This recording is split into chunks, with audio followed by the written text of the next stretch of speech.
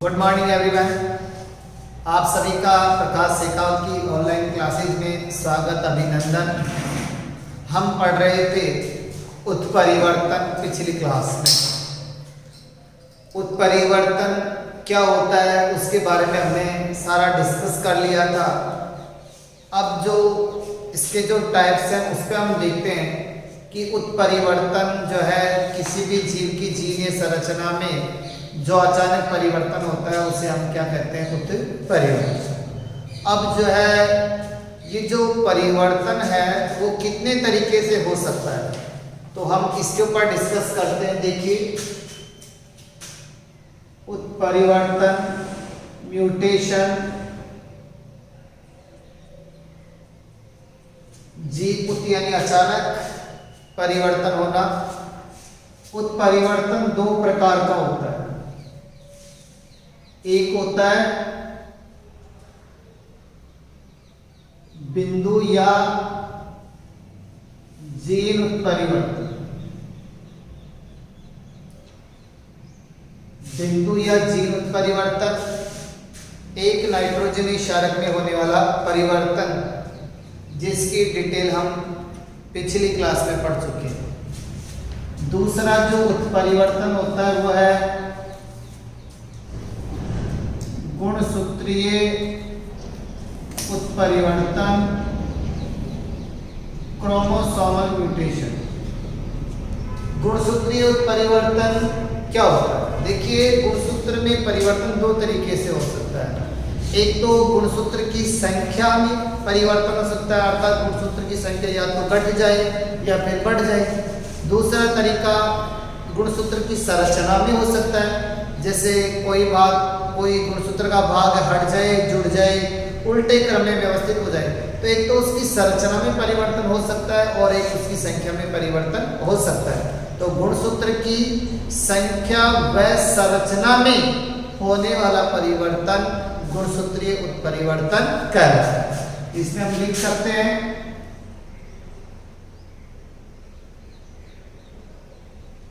गुणसूत्रों की संख्या व संरचना में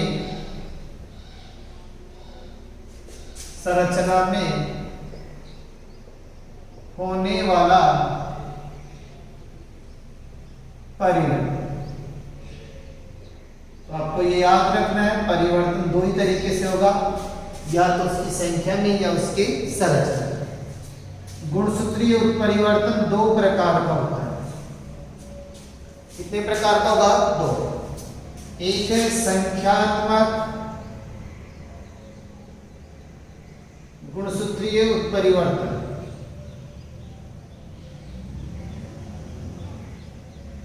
संख्यात्मक गुणसूत्रीय उत्परिवर्तन का मतलब गुणसूत्र की संख्या में, संख्या का मतलब घटना हो, बढ़ना, ये जो परिवर्तन होगा, इसमें अपन लिख सकते हैं गुणसूत्र की संख्या में होने वाला परिवर्तन। यहाँ पे जो परिवर्तन होगा गुणसूत्र की संख्या में होगा। संख्या या तो बढ़ जाएगी या फिर घट जाएगी। संख्यात्मक गुणसूत्रीय उत्परिवर्तन दो प्रकार का होता है। एक होता है सुगुणिता और एक होता है असुगुणिता। सुगुणिता, सुगुणिता क्या होगी? देखिए, इसमें एक शब्द काम में आएगा, उस शब्द का नाम है जीनोम। जीनोम क्या होता है? देखो, किसी भी गुणसूत्र में, जैसे मनुष्य में तो n बराबर कितने गुणसूत्र है? 46। तो n बराबर कितने हो गए? 23। तो जो अगुणित गुणसूत्र होते हैं उसे ही जीनोम कहते हैं। तो अगुणित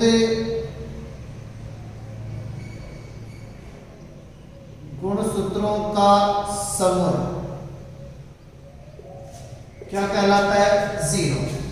तो सुगुणिता का मतलब है कि यहाँ पे कोई भी जीव या कोशिका, चाहे कोशिका हो चाहे जीव हो, उसमें जो गुणसूत्र है उन गुणसूत्रों का जो जीनोम है उनके गुणन होना, यानी यहाँ पे गुणसूत्रों का गुणन नहीं होगा, गुणसूत्रों के जीनोम का क्या होगा, गुणन होगा। तो उसमें अपन लिख सकते हैं जीव या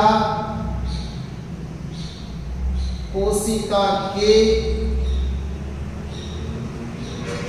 जीनोम का गुणन होगा।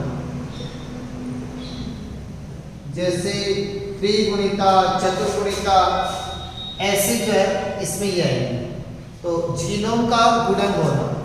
सुगुणिता दो प्रकार की होती है, एक होती है स्वबहुगुणिता, एक होती है परबहुगुणिता। स्वबहुगुणिता और दूसरी होती है परबहुगुणिता।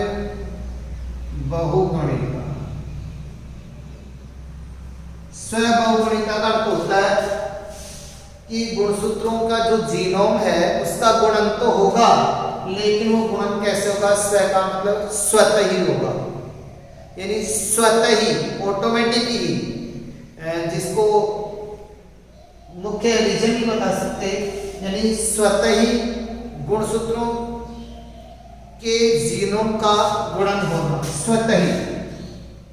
इसमें हम लिख सकते हैं स्वतः ही जीव या कोशिका के जीनोमों का गुणन होना। जैसे इसके लिए क्या होगा, एक बेस्ट एग्जांपल ले सकते हैं, जैसे कोल्चिसिन है।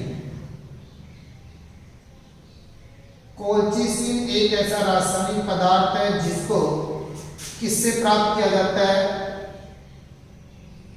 कोल्चिकम ऑटमने, एक पादप है। ये कोल्चिकम ऑटमने एक लिलिएसी कुल का पादप है। ये जो पादप है, इस पादप से कोल्चिकम प्राप्त होता है। कोल्चिकम एक ऐसा रासायनिक पदार्थ है जो तर्कु तंतु जो बनते हैं उसकी दर को रोक देता है, तर्कु तंतु बनने की दर को रोक देता है, जिससे कोशिकाओं की संख्या में तो वृद्धि नहीं होती, लेकिन गुणसूत्रों की संख्या में क्या हो जाती है, वृद्धि। तो कोल्चिसिन एक ऐसा रासायनिक पदार्थ है जो यह स्व बहुगुणिता को प्रेरित करता है।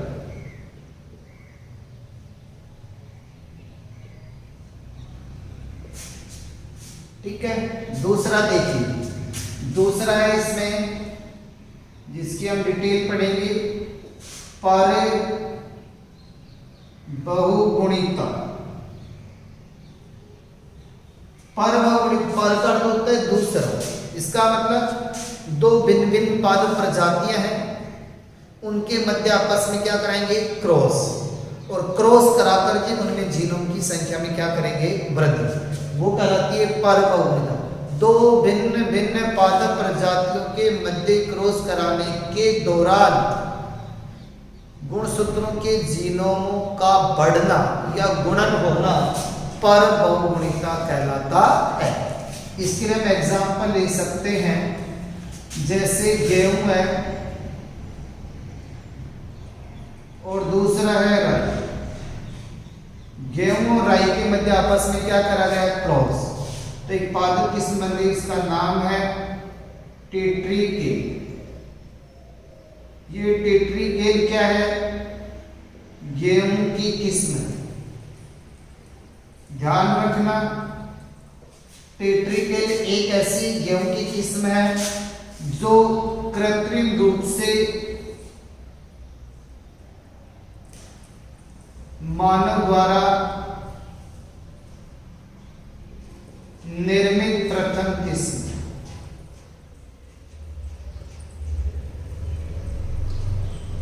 तो आपसे पूछे मानव द्वारा निर्मित प्रथम किस्म गेहूं की कौन सी है? टेट्रिकेल है, जो गेहूं और राई के मध्य क्रॉस कराने के दौरान हुआ।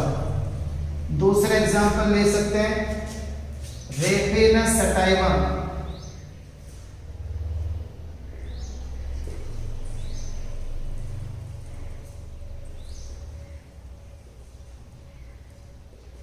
इसका क्रॉस करा दिया ब्रेसिका ओरेलेसिया, ब्रेसिका गोभी के साथ।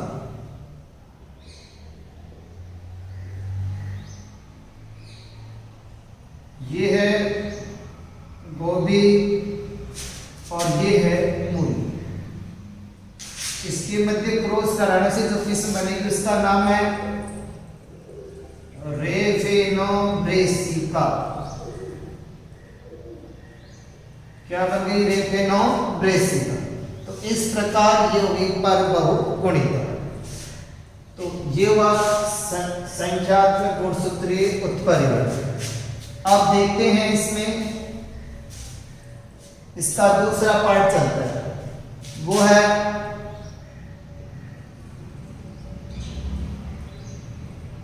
संरचनात्मक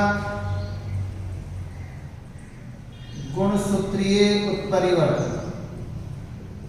संरचनात्मक गुणसूत्रीय उत्परिवर्तन का अर्थ होता है यहाँ पे केवल और केवल गुणसूत्र की संरचना में परिवर्तन होगा, संख्या से इसका कोई संबंध नहीं है। जीव या कोशिका के अभी तो इसका ये बाकी रह गया, सुगुणिता के बाद में आता है दूसरा टॉपिक। सुगुणिता के बाद में दूसरा टॉपिक आता है, इसका नाम है असुगुणिता।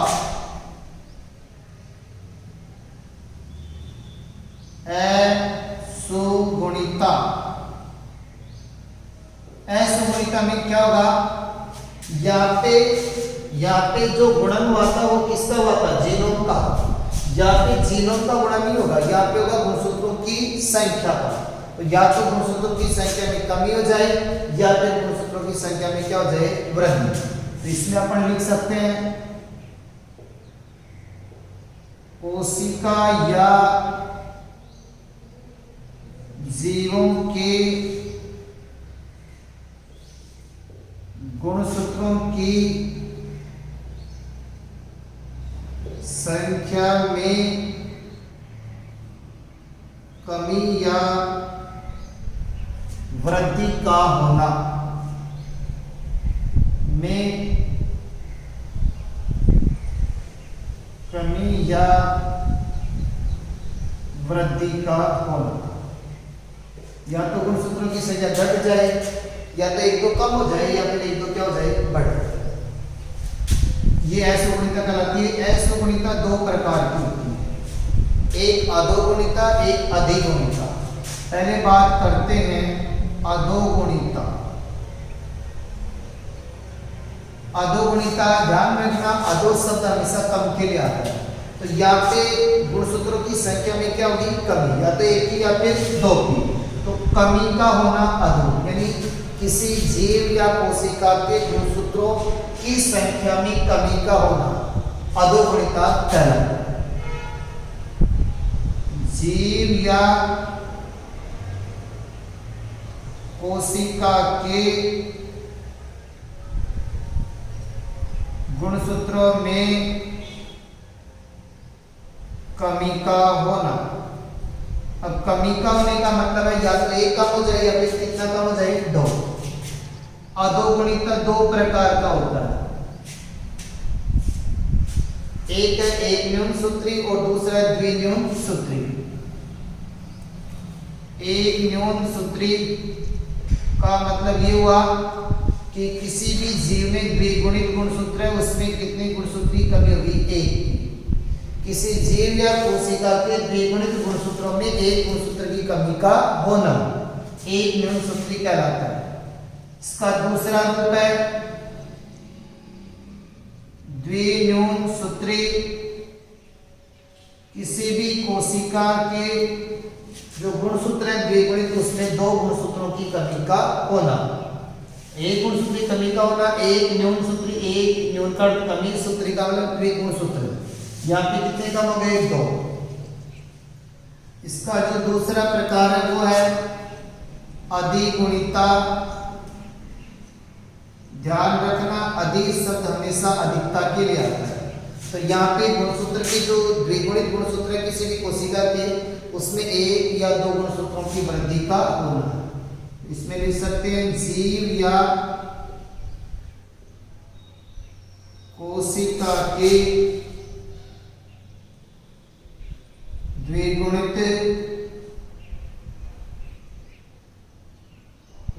गुणसूत्रों में वृद्धि का होना। या तो एक बढ़ेगा या फिर कितने बढ़ेंगे? दो। इसके भी कितने प्रकार हैं? दो प्रकार। पहला जो प्रकार चलेगा वो है एकाधिसूत्री। एकाधिसूत्री का मतलब एक अधिक ज्यादा। किसी भी जीव या कोशिका जो है उसके द्विगुणित गुणसूत्रों में एक गुणसूत्र की वृद्धि का होना। एक गुणसूत्र की वृद्धि का होना एकाधिसूत्री। दूसरा है द्विअधिसूत्री। द्वि का मतलब कितने हो जाएंगे? दो। तो द्विगुणित जो गुणसूत्र हैं उसमें कितने गुणसूत्र की वृद्धि हो जाएगी? दो। दो गुणसूत्रों की वृद्धि का होना द्विअधिसूत्री कहलाता है।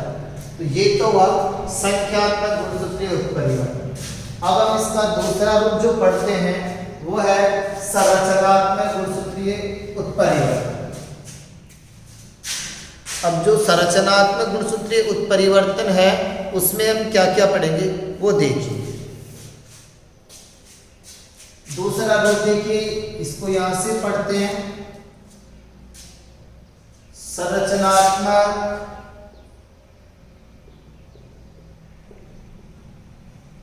गुणसूत्रीय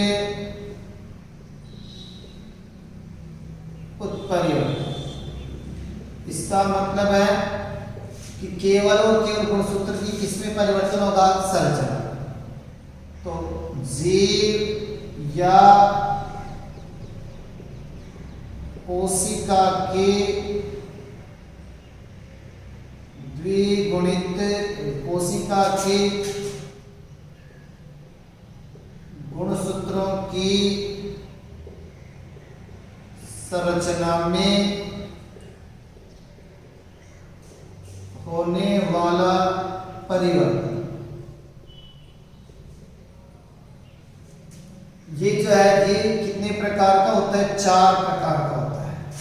सबसे जो पहला प्रकार है वो देखिए अल्पता, या इसका नाम है विलोपन डिफिशियंसी।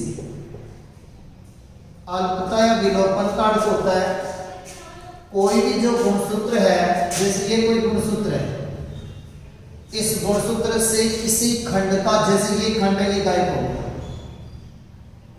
गुणसूत्र से किसी खंड का विलुप्त होना, इसमें आ जाता है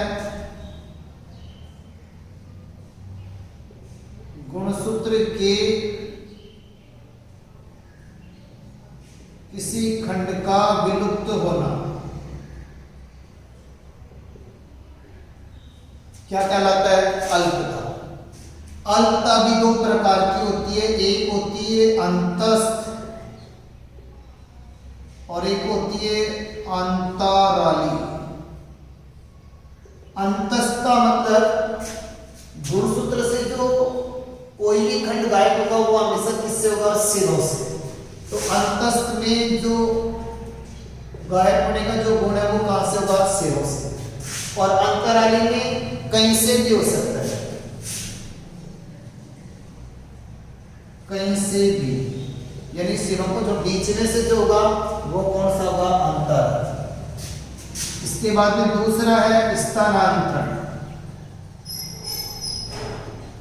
ट्रांसलोकेशन। स्थानांतरण का मतलब जैसे ये गुणसूत्र है, इस गुणसूत्र में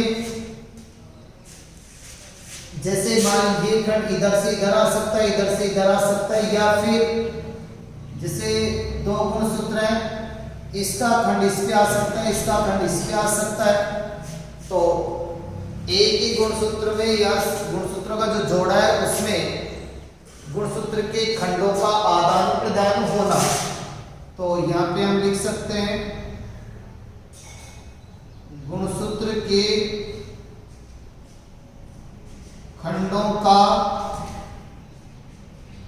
आदान प्रदान। स्थानांतरण कितने प्रकार का होता है? दो प्रकार का होता है। एक होता है एक पार्श्विक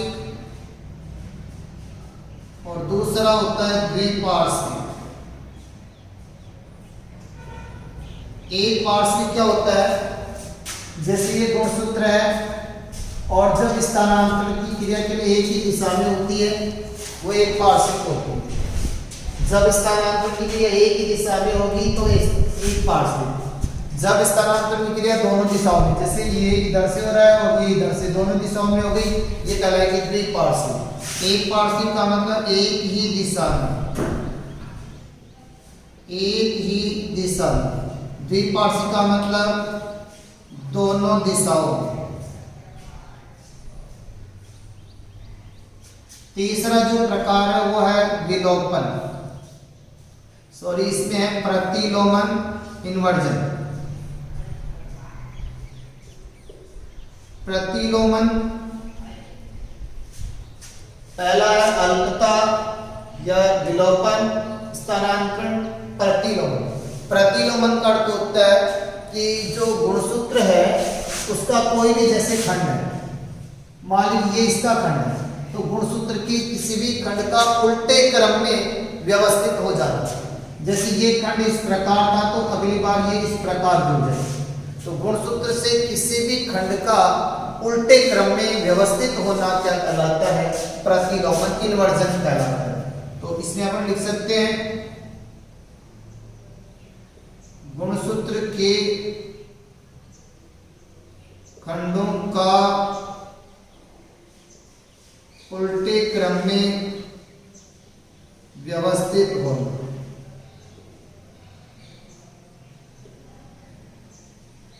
चौथा है द्विगुणन, डुप्लीकेशन।